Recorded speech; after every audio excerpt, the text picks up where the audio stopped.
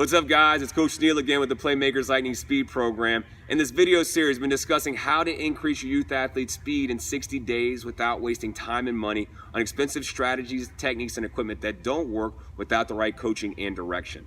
In our first video, we got into the science. We talked about energy systems. We talked about the anaerobic phosphagen system. We talked about fast twitch muscle fibers, slow twitch muscle fibers. The second video, we carried it over. We talked about the intangibles associated with speed training. We talked about the character building, the confidence building. Talked about the lessons they're going to learn out here doing this type of training and how they can take these things they learn in here and apply it to the real world. In today's video, I'm going to be talking about something that is discussed pretty often, but is often overlooked. And that one thing is mobility. You'll hear a lot of people talk about when they try to bend over and touch their toes. I'm not a flexible person. Well, if you've never worked on it, how can you expect to be flexible? Just like if I've never been in the kitchen and tried to cook anything, I can't expect myself to be a good chef. When it comes to speed training, when it comes to overall athleticism, lack of mobility is more than just something we just talk about. It's something that's a little bit more serious than we just joke about these kinds of things. Lack of mobility can lead to a number of different injuries, particularly in the low back area. So if I'm tight in my hips, first off, the hip joint has over 15 different muscles surrounding it.